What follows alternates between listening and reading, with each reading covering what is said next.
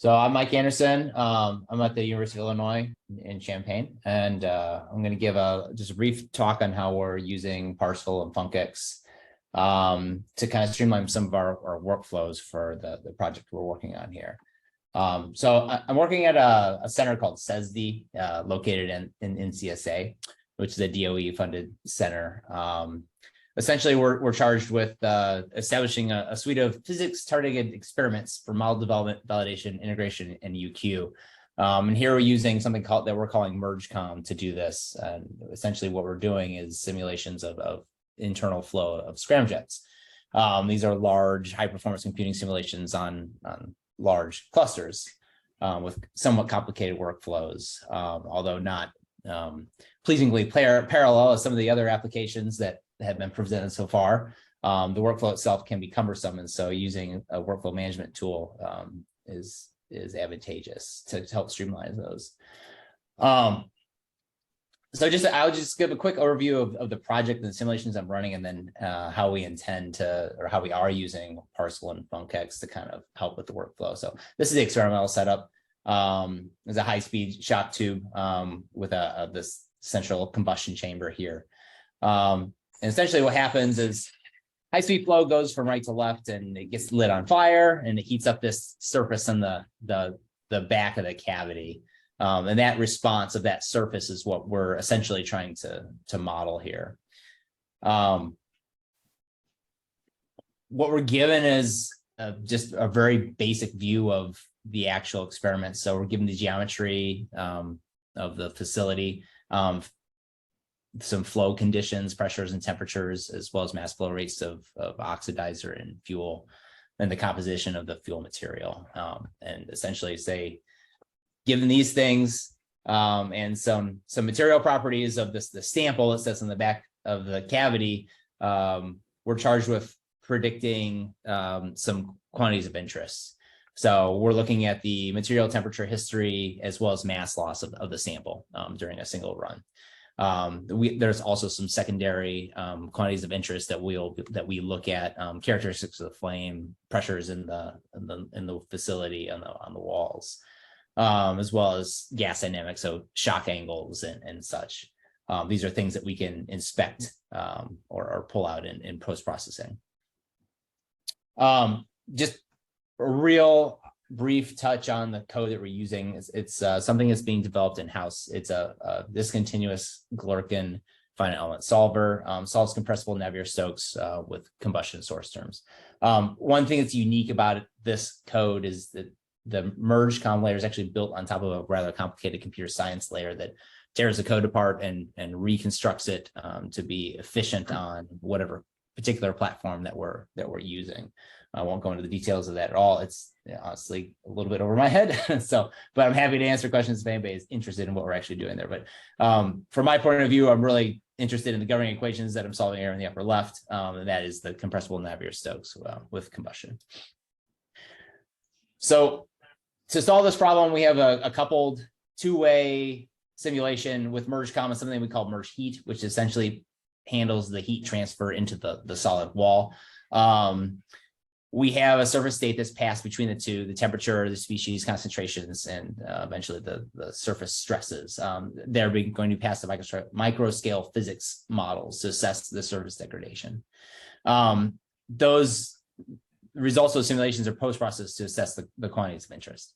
And then to wrap that all, there's a suite of simulations that are done in the end for uncertainty quantification. So if we change flow properties, change material properties, what happens? So I've kind of outlined the problem that we're looking to solve. Now, how can Parsl and FuncX help with that? Well, the workflow kind of looks like this. I have some tasks that I have to accomplish. I have to generate a mesh, and I have to do some initialization of the simulation. Then I have to run some baseline simulations for those problems. And these are usually run at coarse resolution with simplified physics to kind of get like a in the ballpark answer. And then some additional follow-on simulations with increased physics fidelity, increased resolution to get a closer answer, and then to actually ignite the flow and do combustion runs. And then finally take those results and do the post-processing on them to assess the quantity of interest. That cycle can be a month, plus in time duration. So there's a lot of submissions on a supercomputer in that time frame. And there could also be starts and stops in there. And all those things take time. When the supercomputer is not working on my problem, then I'm not making progress towards my quantity of interest. We can wrap that workflow with an additional layer for the uncertainty quantification, where I might actually jump into the middle and change the parameter and run it again to completion. And now I'm interested in how the quantity of interest changed. Those runs could be, days to weeks in size. So this is just kind of a generalized image of what that workflow actually looks like for me. And really what I'm trying to do here is I'm trying to kind of streamline the green, the red, and the yellow arrows, where I'm moving between each step. A lot of times those are individual hands-on human processing steps. I know what needs to happen, but I'd like to automate it. And I would like to have the tool kind of do those things for me automatically to help streamline the process. And so kind of a more detailed look at that. If I think about each of the blue boxes, some type of tool that has to run, or some operation has to be taken on some data. Really what I want to do is I want to fill in the orange lines as much as I can with a tool that kind of takes the human out of the loop, right?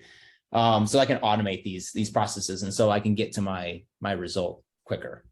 And this is where Parsl and FuncX come into play for us. So here, this group knows a lot about Parsl and FuncX, so I won't talk about that at all.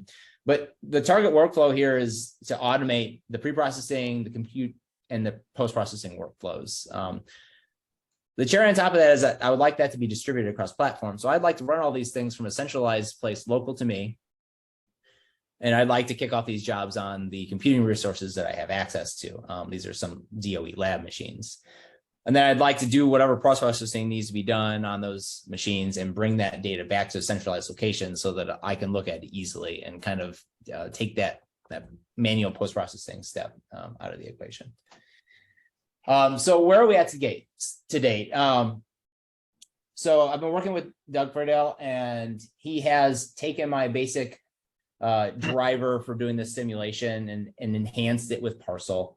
And here we've been able to kick off the Parsl, the simulation executable using Parsl on a local server. That submission is transferred to Livermore's Quartz machine, and it is a batch submission that is executed to their batch system, and that is all done using FuncX. So there's an endpoint running on the local server and the remote server.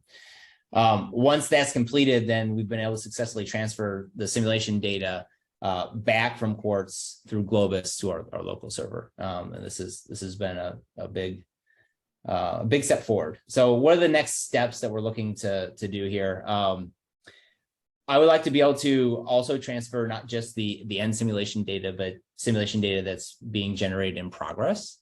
I'd also like to be able to enhance these drivers to kind of handle maybe fault control or do post-mortem analysis. So a lot of times when we're running simulations, something might crash. I'd like to be able to enhance that Parsl driver so that it detects the crash and then kicks off the post-processing things that need to happen, make some plots, maybe back up, resubmit it with a smaller time step, those types of things to kind of help keep the process moving forward. And with that, I'm happy to take any questions anybody has.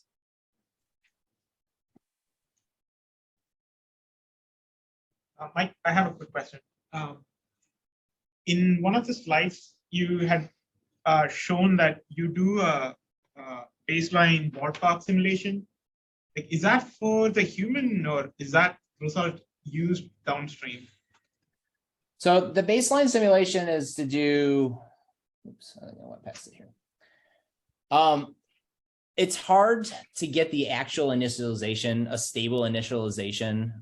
So a lot of times a baseline simulation is a coarse flow with high viscosity, just to get the flow kind of going in the right direction, get the boundary layers established, something that is close to the simulation, maybe close to the answer that I'm looking for, but maybe not exactly the answer I'm looking for. It's hard. It can be hard to start with the high fidelity physics models higher orders, realistic viscosities, that kind of thing, right off the bat.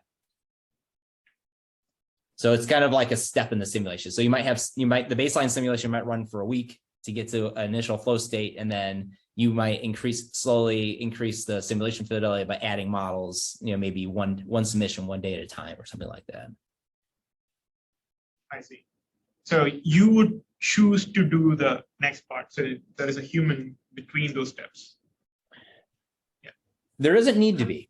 So I can define the ordering in that, right? So I could say, okay, I need to run the baseline simulation out to a millisecond.